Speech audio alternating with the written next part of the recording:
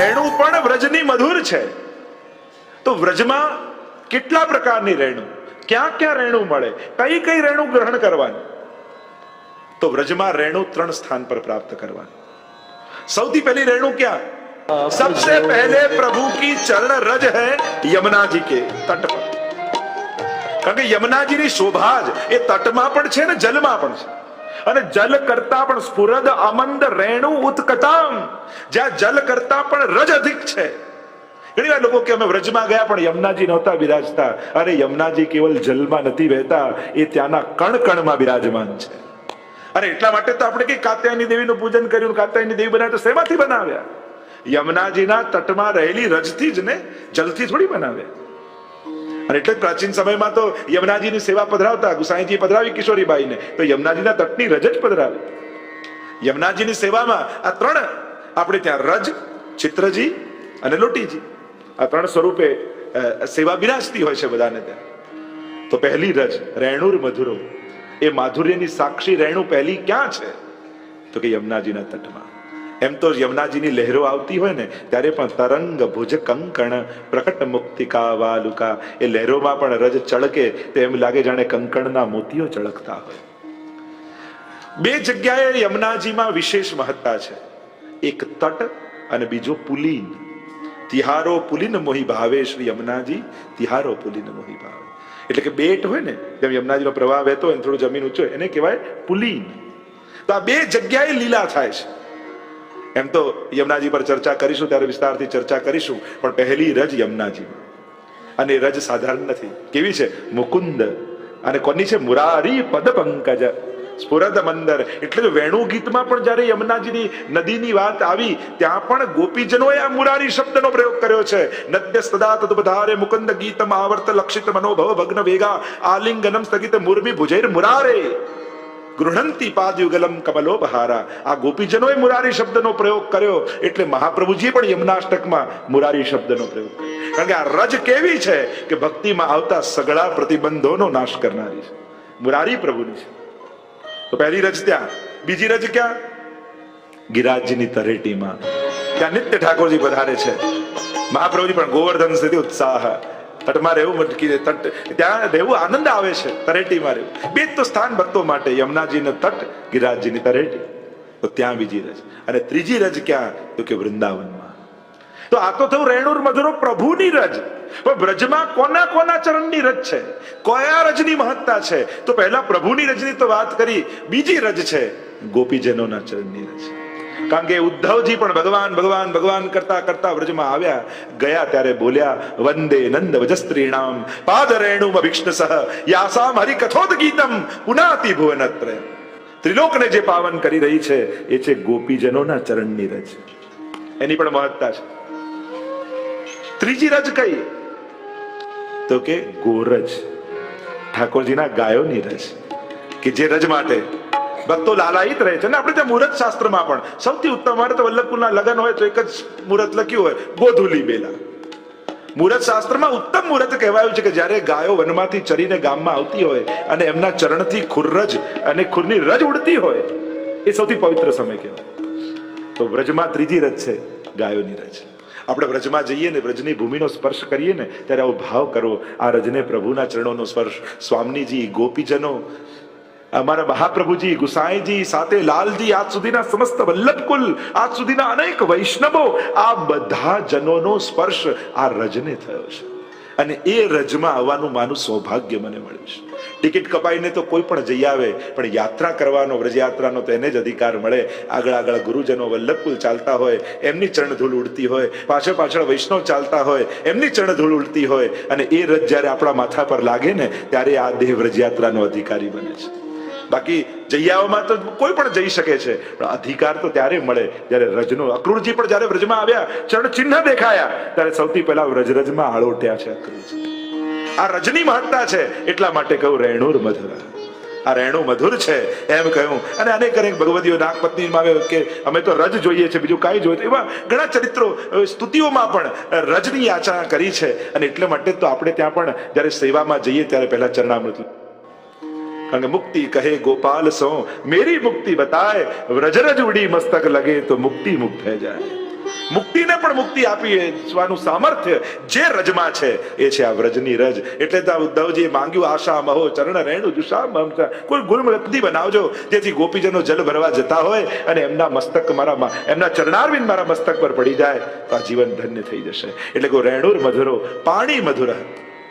પાણી એટલે શ્રીહસ્ત, આપણે કહીએ પાણી ગ્રહણ કર્યું એટલે હસ્તનું ગ્રહણ કર્યું એ પાણી મધુર. એ હસ્તનું ગ્રહણ કરવું એ પાણી છે અને એ મધુર છે. સિર પર ધરી નિજ પાણ વલ્લભાખ્યાત, જેના મસ્તક પર આપે હાથ રાખ્યો એ તો નિર્ભય થઈ ગયો. એટલા માટે હાથ બહુ મહત્વનો છે.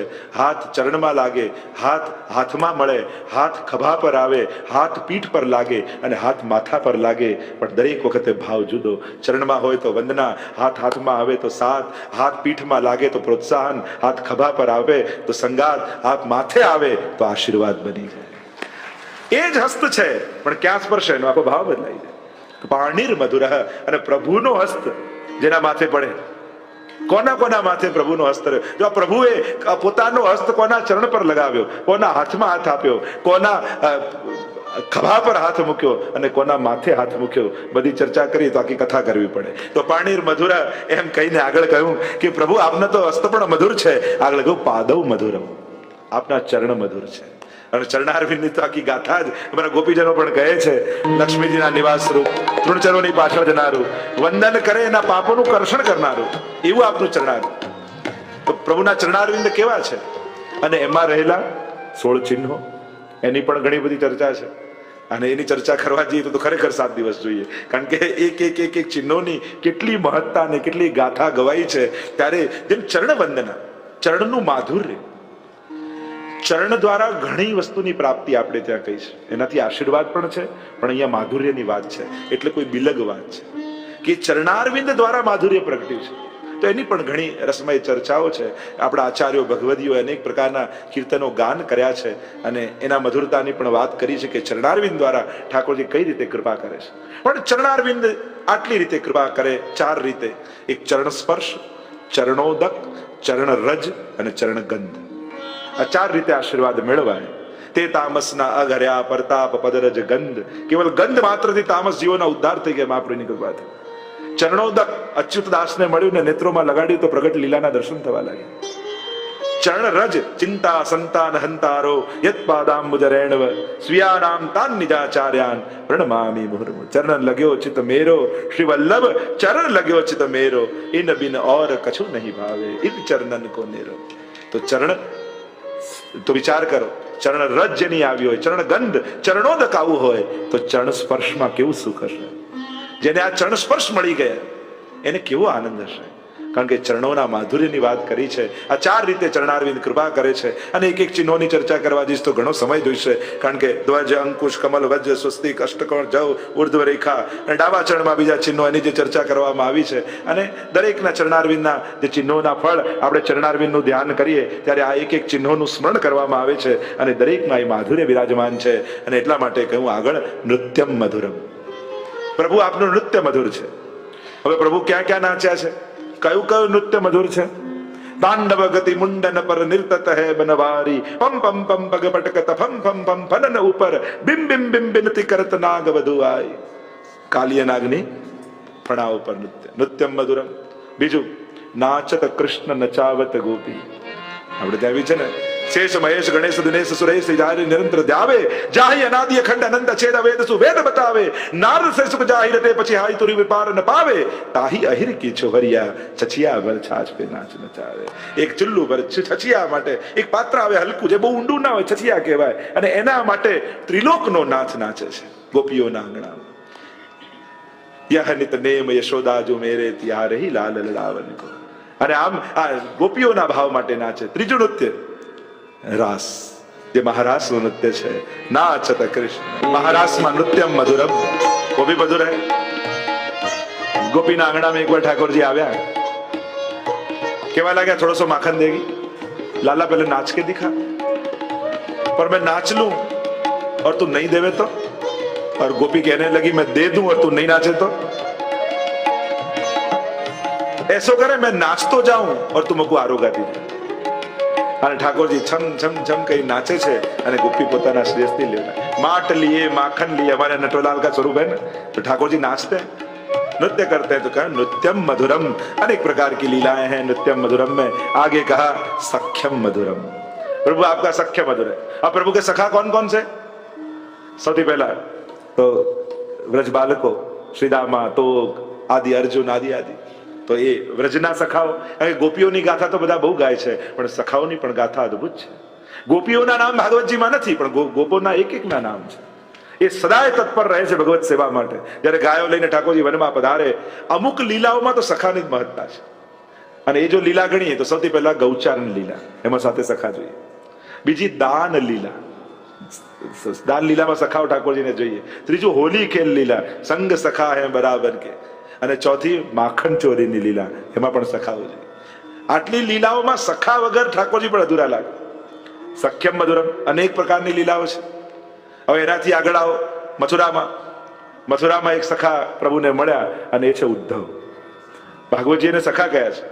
ભલે પ્રભુના પ્રધાન છે, શિષ્યો બૃહસ્પતિ સાક્ષાત, પણ પ્રભુના સખા પણ છે. અને એટલા માટે તો સખા પર કૃપા કરીને ઠાકોરજી ચિઠ્ઠી લખીને, જે પત્ર લખીને મોકલ્યા ગોપીજનો પાસે, શા માટે મોકલ્યા? એમ ડોક્ટર પાસે કોઈ બીમાર આવે દર્દી, અને એમ લાગે કે આ બીમારી મોટી છે, કોઈ મોટા ડોક્ટર પાસે મોકલવું પડશે, એટલે ડોક્ટર ચિઠ્ઠી લખીને આપણને મોકલે. એમ પ્રભુને જ્ઞાનોપદેશ કરવા લાગ્યા, એટલે પ્રભુને થયું કે આ તો બહુ સિરિયસ કેસ છે, આ મારો કેસ નથી, મોટા ડોક્ટરો પાસે ચિઠ્ઠી લખીને મોકલું તો આનો ઈલાજ થશે. એટલે ચિઠ્ઠી લખીને ગોપીજનો પાસે મોકલ્યા, અને ત્યારે ભક્તિના રંગે ઉદ્ધવજી રંગાયા. તો ખરેખર આમાં કૃપા કોના પર થઈ? પ્રભુ તો ત્યાં જ રહ્યા, ગોપીઓ ત્યાં રહ્યા, પણ ભક્તિના રંગે રંગાયા તો ઉદ્ધવ. સખ્યમ મધુરમ. હવે આમાં આવો હસ્તિનાપુર, તો અર્જુનને તો વારે ઘડીએ પ્રભુ સખેતી મત્વા કહી વારંવાર ભગવદ્ ગીતાજીમાં સખા રૂપે સંબોધી અને અર્જુનને સન્માન આપી રહ્યા છે. તમે જાઓ દ્વારિકા લીલામાં, કૃષ્ણસ્યાસિત સખા કશ્ચિત બ્રાહ્મણો બ્રહ્મવિત્તમઃ, સુદામાજી. આટલું આપ્યું પ્રભુએ, પણ સુદામાને કહ્યું નહીં કે મેં તને આપ્યું છે. કયું પ્રાણીઓ આપે કહી દીધું હોત તો એનો રસ્તો જલ્દી કપાઈ જાય. કેમ ન કહ્યું? પ્રભુ કે માંગનારો માંગી ન શકતો હોય તો હું આપનારો થઈને કેમ યાદ અપાવું કે મેં આપ્યું છે? હું દુનિયામાં ક્યારેય કોઈને યાદ અપાવતો નથી કે હું એને આપું છું. અને આપણે બધાને એમ લાગે કે મેં મહેનત કરી, મારી બુદ્ધિ, મારી હોશિયારી, મારી મહેનત, એટલે મને મળ્યું. દરેક સુખના મૂળમાં ઈશ્વર જ છે. ગમે તેટલું મોંઘું ટીવી લાવો, પણ આંખો ભગવાને જ આપી છે ને, એના વગર કોઈ ટીવી કામનું નથી. આ જીવન ભગવાને આપ્યું છે એટલે બધું છે. દરેકના મૂળમાં ઈશ્વર છે, એટલે એનો આભાર માનવો ચૂકવો નહીં. તો આટલા સખા, હજી તમે જો યુગલ ગીત આદિમાં જાઓ તો હજી એક છુપાયેલો સખા પ્રભુનો છે, અને એ છે આકાશમાં રહેલા મેઘ. આકાશમાં રહીને એમને થયું કે અમે શું સેવા કરીએ. ઠાકોરજી વેણુનાદ કરતા કરતા વનમાંથી પધારતા હોય, અને એમને થયું આટલી દૂર અમે છીએ, અમે કઈ રીતે સેવા કરીશું? પણ જયારે સેવા કરવાની ઈચ્છા જ હોય ને, એને ઠાકોરજી ગમે તેટલો દૂર કેમ ન હોય, સેવા આપી જ દેશે. એને થયું કે ઠાકોરજી તાપમાં જાય છે, તો અમે ઉપર ચાલીને છત્ર કરીને છાયા આપીએ પ્રભુ. અને ત્યાં કહ્યું કે આ તો પ્રભુનો સખા છે, સમાનશીલ વ્યસનેષુ સખ્યમ, કે આ તો પ્રભુ જેવા ગુણ આની અંદર છે. આ પ્રભુનો સખા મેઘ પણ કયો છે, એટલે કહ્યું સખ્યમ મધુરમ. એમ કહીને આગળ ગાન કરતા કહ્યું ગીતમ મધુરમ. રાસમાં ગાયેલું પ્રભુનું ગીત, યા નિશમ્ય ગીતમ તદનંગ વર્ધનમ, એ વેણુનાથ દ્વારા પ્રભુએ વગાડેલું એ ગીત, યા ગોપીજનોએ ગાયેલું ગીતમ મધુરમ, કે ગોપીજનોએ પ્રભુને બકાવવા માટે જે ગીત ગાયા. દશમ સ્કંદમાં પ્રધાન 3 ગીત ગોપીજનો દ્વારા ગવાયેલા. એક વેણુ ગીત, બીજું ગોપી ગીત, ત્રીજું યુગલ ગીત. આ પ્રધાન 3 ગીત. ગીતમ મધુરમ, યા પ્રભુએ ગાયેલું સર્વો ઉપનિષદો ગાવો દોગ્ધા ગોપાલ નંદન પાર્થો વત્સ સુધીર ભોક્તા દુગ્ધમ ગીતામૃતમ મહત, એ વિશ્વનું સૌથી શ્રેષ્ઠતમ ગીત એ છે ગીતા. ગવ્ય ઇતિ ગીતા, જે પ્રભુએ ગાઈ છે. તો ગીતમ મધુરમ. અનેક પ્રકારના ગાનની વાત આપણે ત્યાં છે. આગળ ગયું પીતમ મધુરમ. પ્રભુનું પીતમ, એક અર્થ કર્યો પીળું, એ મધુર છે. જે પીતાંબરની પીળાશ છે, યા પાન કરવું એ મધુર છે. પીતમ મધુરમ, કે પ્રભુ જે પાન કરે છે એ મધુર. હવે પાન કરવાના અનેક આપણે ત્યાં પ્રસંગો છે. એ ઠાકોરજી દાવાનળનું પાન કરે છે. હસ હસ દૂધ પીવત એના દૂધનું પાન કરે છે. પીવત દૂધ સિરાય એનું પાન કરે છે. અને એમ જોવા જાવ તો પીતમ મધુરમ, જ્યારે માખણ ચોરી કરવા જાય ને માટલીમાં કાંકરી મારી અને જ્યારે દૂધ પડે અને પ્રભુ જે પાન કરે એ પીતમ મધુરમ. એમ અનેક પ્રકારના પાનની ચર્ચા આપણે ત્યાં કહી, એટલે કહ્યું પ્રભુ એ મધુર છે. આગળ કહ્યું ભુક્તમ મધુરમ, આપનું આરોગવું મધુર છે. અને આરોગવું અનેક પ્રકારની લીલાઓ આપણે ત્યાં પ્રભુ માખણ આરોગે, એની અનેકવિધ લીલાના પ્રસંગો જોઈ શકાય. પ્રભુ માખણ તો આરોગે, સાથે માટી પણ આરોગે, રજ પણ આરોગે. નાહમ બક્ષિતવાન અંબ કહીને અને વ્રજભક્તોને માટી ખવડાવવા માટે પ્રભુ પોતે આરોગે છે. ભુક્તમ મધુરમ, સખાઓની સાથે છાક લીલા આરોગે, આપુને ખાત ખવાવત ગ્વાલીન, એ પણ આરોગે. ત્યાં ગોપીજનોને વિવિધ પ્રકારની સામગ્રી આરોગે. અને પછી આરોગવાની જ ભુક્તમની જ ચર્ચા કરવી છે તો પછી અન્નકૂટ ઉત્સવના દર્શન કરો અને 1000 ભુજા દેખો રી હરિ ભોજન ખા. અન્નકૂટ કા આરોગના વો ભી લીલા હૈ ભુક્તમ મધુરમ. માતાનું મન રંજવા આરોગ્યા બહુ સ્વાદેજી, અને રાધા દર સુધા વિના પીયુતે ન ભાવે. યા પત્રમ પુષ્પમ બલમ તોયમ યો મે ભક્ત્યા પ્રયચ્છતિ તદહમ ભક્તિ રૂતમ અસ્નામી પ્રયતાત્મનઃ. ये देख लो पत्रम, किसने पत्र खवाए तो कि विदुर के वहां भाजी खाई. पत्रम पुष्पम फलम तोयम, अनेक प्रकार के प्रसंग हैं. तो भुक्तम मधुरम, प्रभुનું આ રીતે આરોગવું એ મધુર છે. હવે અનેકવિધ લીલાઓ ભુક્તમ મધુરમમાં જોઈ શકાય કે પ્રભુએ માધુર્યયુક્ત લીલા કરી. અને ઠાકોરજી સ્વામીજીના લીલાઓમાં પણ અનેક પ્રકારની સામગ્રીની જે લીલા આવે છે કે ઠાકોરજી સ્વામીજીને આરોગાવીને આરોગે છે. ભુક્તમ મધુરમ, આગળ કહ્યું સુપ્તમ મધુરમ, પ્રભુનું શયન મધુર છે. નમામિ હૃદયે શેષે લીલા ક્ષીરાબ્ધિશાયનમ લક્ષ્મી સહસ્ત્ર લીલાભિ સેવ્યમાનમ કલાનિધમ. સૂતા નથી, ખાલી ઓઢ્યા છે, એટલે સુઈ નથી ગયા, શયન કર્યું છે, લેટ્યા છે. તો યશોદાજીની ગોદમાં પ્રભુ પહોળે. પ્રભુ ક્યાં ક્યાં પહોળે? યશોદાજીની ગોદમાં. વૃક્ષના મૂળમાં ગૌચારણ કરવા જ્યારે પધાર્યા હોય ત્યારે વૃક્ષના મૂળ પર મસ્તક રાખીને પહોળે, એવું પણ ભાગવતજીમાં ઉલ્લેખ છે. ત્યાં કુસુમન રાવટીમાં સ્વામીજી ને ઠાકોરજી પડ્યા હોય એનો પણ વાર્તા કીર્તન સાહિત્યમાં આપણને મળે. આગળ કહે રૂપમ મધુરમ, આપનું રૂપ મધુર છે. કેવું રૂપ આપનું છે? રૂપ અને સ્વરૂપ બંનેમાં ફરક છે. આપનું સ્વરૂપ પણ મધુર છે અને રૂપ પણ મધુર છે. આપનું રૂપ કેવું છે? રૂપ દેખ નૈના, પેલા આપણે કીર્તન સાહિત્યમાં તો દેખ, પણ જ્યારે ઠાકોરજી કંસના રંગ મંડપમાં પ્રવેશ કરે છે ત્યારે સમસ્ત મથુરાવાસીઓ બિરાજમાન છે. અને ત્યાં અદભુત ચર્ચા મહાપ્રભુજી પણ બહુ સુંદર સુબોધનીમાં સમજાવ્યું. મલ્લા નામ શનિ નુણામ વરો શ્રીનામ સ્વરૂપમૂર્તિમાન ગોપા નામ સ્વજનો સતામ ક્ષિતિ ભુજામ શાસ્તા સ્વપિત્રો શિશુ. જેનો જેવો ભાવ હતો એવો રૂપ પ્રભુનું દેખાય. આમ શનિ, મલ્લનોને શનિ દેખાય, ગોપા નામ સ્વજન, ગોપોને સ્વજન દેખાય. એમ જેનો જેવો ભાવ, નવે નવ રસોનો અનુભવ પ્રભુએ અહીંયા કરાવ્યો છે. મહાપ્રભુજી કહે પુષ્ટિ સ્વરૂપ અને મર્યાદા સ્વરૂપમાં જ ફેર. મર્યાદા સ્વરૂપ જે ભાવથી, જે રૂપથી બિરાજતા હોય એ જ રૂપથી કૃપા કરે. પુષ્ટિ સ્વરૂપ ભક્ત જેવા સ્વરૂપનો ભાવ લઈને આવ્યો હોય એવું રૂપ ધારણ કરીને કૃપા કરે છે. આપણે ત્યાં વાર્તા ને બાલકૃષ્ણલાલ તેલ લગાઈ લગાઈને કર્યું ને મદન મોહનલાલ થઈ ગયા. કારણ કે એને બીજા ઠાકોરજી જોયા જ નતા. એને પૂછ્યું કે પ્રભુ આવા હોય? ગુસાઈજી ક્યાં આવા જ હોય? તો મદન મોહનલાલ સિવાય બીજું કોઈ સ્વરૂપ જ ન જોયું. તો અમારા બાલકૃષ્ણલાલ પણ મદન મોહનલાલ થઈ ગયા. આ પુષ્ટિ પુરુષોત્તમ. એટલે જેવો ભાવ લઈને ભક્ત આવે ઠાકોરજી એવા થઈને એને અનુભવ કરાવે. એવા અનેક પરેના પ્રસંગમાં જુઓ તો ઠાકોરજી પધાર્યા. એવા અનેક પ્રસંગોમાં આપણે ત્યાં જોઈએ છે કે જેવો ભક્તને ભાવ એવું સ્વરૂપ પ્રભુ ધારણ કરીને પધાર્યા. દક્ષિણમાં જયારે ગુસાઈજી પધાર્યા અને સુંદર આવનીની લીલાનો પ્રસંગ કહ્યો અને જેવું સ્વરૂપનું વર્ણન કર્યું અને પેલો યુવાન સાંભળતો હતો એને થયું કે આ સ્વરૂપના આજે દર્શન થાય? હા થાય. ક્યાં થાય? વૃંદાવન. અને પેલો ગયો વૃંદાવન અને 2-3 દિવસ ભૂખ્યો તરસો રહ્યો અને પ્રભુએ જે કૃપા કરી અને જેવા સ્વરૂપનું વર્ણન ગુસાઈજીએ કર્યું હતું એવું જ સ્વરૂપ ધારણ કરી અને ઠાકોરજી ત્યાં પધાર્યા. તો આ સ્વરૂપ પુષ્ટિ સ્વરૂપ છે. અને જેવો ભાવ ભક્ત ધરે છે એવા ભાવ ધારણ કરીને પધારે. પણ એ રૂપ કેવું છે? રૂપમ મધુરમ. કેવું રૂપ? તો કે દ્વિદલાત્મક. બરાપીડમ નટવર વપુહુ, નટવર વપુ, નટવત વરવત, ધર્મ સહિત અને કેવલ, વિપ્રયોગાત્મક અને સંયોગાત્મક આવું રૂપ ઠાકોરજીનું છે. ઉભય સ્વરૂપે ઠાકોરજી બિરાજમાન છે. આ ઠાકોરજીનું સ્વરૂપ જ એવું કે જોતાની સાથે નેત્રો અનિમેષ એ રૂપના દર્શન કર્યા કરે. રૂપ દેખ નૈના પલક લાગે. એવું પ્રભુનું રૂપ. આગળ કહીએ તિલકમ મધુરમ, પ્રભુનું તિલક મધુર છે. હવે તિલક કેટલા પ્રકારનું? કયું કયું? તો આપણે ત્યાં અનેક પ્રકારના તિલકોની ચર્ચા છે. કારણ પુષ્ટિ માર્ગમાં રોજ કંકુનું તિલક ઠાકોરજીને કે ચંદનનું તિલક થતું નથી. આ સૌથી પહેલી વાત. ઘણા લોકો રોજ ઠાકોરને તિલક કરતા હોય. આપણે ત્યાં ઉત્સવ પર જ થાય છે. આપણે ત્યાં શૃંગારનું તિલક ધરવામાં આવે છે.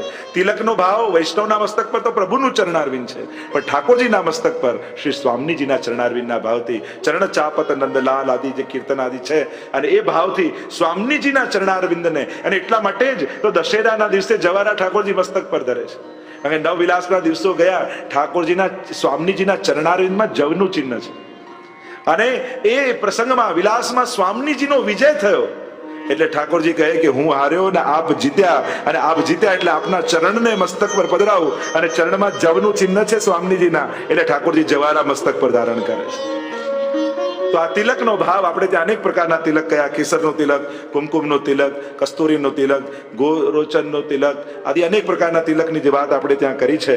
અને તિલક પ્રભુ ધારણ કરી, અને તિલક શૃંગારમાં શોભારૂપ છે. આપણા આચાર્ય ટીકામાં કહે છે કે સર્વ શૃંગારની શોભા તિલકથી છે.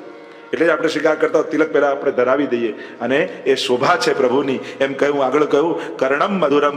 પ્રભુના કર્ણમના બે અર્થ કર્યા. ઘણા જગ્યાએ કર્યું ક્રિયા, કરવું મધુર છે. ઘણા અર્થ કર્યું કર્ણ.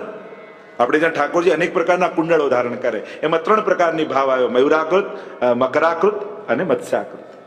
ત્યારે વૈષ્ણવ દર્શન કરે ને મત્સ્યાકૃત કુંડળના દર્શન કરે તો માછલી જેમ પાણી વગર રહી ન શકે. તો એ કુંડળના દર્શન માત્રથી વૈષ્ણવમાં એવો ભાવ આવે કે પછી પ્રભુને જોયા વગર એક ક્ષણે ન રહી શકે. મકરાકૃત પ્રભુ ધારણ કરે છે કુંડળ, મગર જેવા આકારનું. મગર પાણીમાં હોય અને જેમ પગ પકડે ને પછી કોઈ છોડાવી ન શકે. જ્યારે વૈષ્ણવ પ્રભુ રસસાગર છે એવા મુખારવિંદના દર્શન કરવા આ રસસાગરમાં ગોથું લગાવે, ત્યારે આ કર્ણમાં રહેલા મગર એવો પગ પકડે કે પછી એ રસસાગરમાંથી બહાર જ ન નીકળી શકે. ત્રીજા મયુરાકૃત પ્રભુ કુંડળ ધારણ કરે, અને મયુરનું ભોજન શું છે કે સર્પ. આપણી અંદર અનેક વિષયો છે ને એ સર્પ જેવા છે, અને પ્રભુમાં કારણમાં ધરેલા મયુરાકૃત કુંડળના આપણે જ્યારે દર્શન કરીએ ત્યારે કર્ણમાં ધરેલા મયુરો આપણી અંદર વિષ રૂપે રહેલા, આ વિષયો રૂપે રહેલા આ વિષધરને મારી અને આપણે નિર્વિષય બનાવી દે છે. કર્ણમ મધુરમ કહ્યું. આગળ કહ્યું તરણમ મધુરમ. તરવું તો મધુર છે પણ તારું મધુર છે. પ્રભુ ભક્તોને જે તારે છે, પ્રભુ એ ભક્તોને તારવું પણ મધુર છે. યમુના બીચ કહેવત હે નાવ, આજ સખી ખેલવે કો દાવ, બેઠે ઘનશ્યામ સુંદર, કે આમ ભક્તોને નાવમાં લઈને તારે છે. અને જ્યારે મધ્યમાં આવે ત્યારે ગોપીજનોના સકળ મનોરથોને ઠાકોરજી પૂરી કહ્યું દીજીએ ઉતરાઈ, હવે ઉતરાઈ આપો. અને ત્યારે ગોપીજનોના મનોરથોને પૂર્ણ કરે છે. આગળ કહ્યું હરણમ મધુરમ. પ્રભુનું હરી લેવું. અને કેટલી વસ્તુ હરે છે. સૌથી મોટી વાત તો આપણા મનને હરનારો ઠાકોરજી છે. બાકી તો એ રૂક્ષ્મણીને હરી ગયો છે, એ અનેક વસ્તુને હરનારો છે, પણ મનને હરનારો મુખ્ય છે. તો એ હરી જવું ભક્તોને એ પણ મધુર છે. રમણમ મધુરમ. પ્રભુ આપનું રમણ મધુર છે. અનેક પ્રકારની આપની લીલાઓ છે.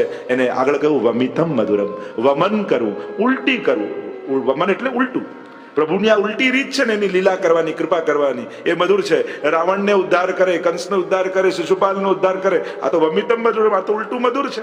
યા એક વમિતમનો અર્થ એ કર્યો કે માખણ ચોરી કરવા માટે ગોપીના ઘરે પધાર્યા અને દૂધની મટકી ઉતારી મોઢામાં માંડી, એટલામાં ગોપી આવીને દરવાજો ખોલ્યો અને મોઢામાં દૂધ ભરેલું.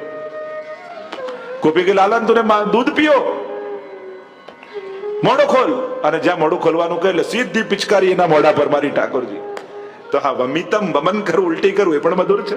એવા અનેક પ્રકાર વમિતમ મધુરમના ભાવ બતાવ્યા. આગળ કહું શમિતમ મધુરમ. બે અર્થ કર્યા, શમન કરવું અને પ્રભુની સમાન દ્રષ્ટિ, એ મધુર છે. પ્રભુ ભક્તના તાપને શમન કરનારા છે. આગળ કહું ગુંજા મધુરા.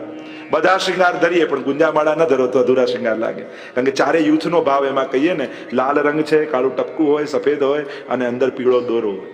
ચોવા, ચંદન, અબીર, ગુલાલ, જેમ કેવા 4 યુથના ભાવ. તો જે શ્વેત રંગ એ ચંદ્રાવલીજીનો, પીળો રંગ એ સ્વામીજીનો, લાલ લલિતાજીનો અને શ્યામ એ યમુનાજીનો ભાવ. આમ 4 યુથોના ભાવથી ગુંજામાળા આવે અને એ ધરો ત્યારે શૃંગાર પૂરા થાય. તે ગુંજા હોય વિષરૂપ, પણ એ પણ માધુર્યયુક્ત ઠાકોરજીએ કર્યા. તો ગુંજા મધુરા, માલા મધુરા.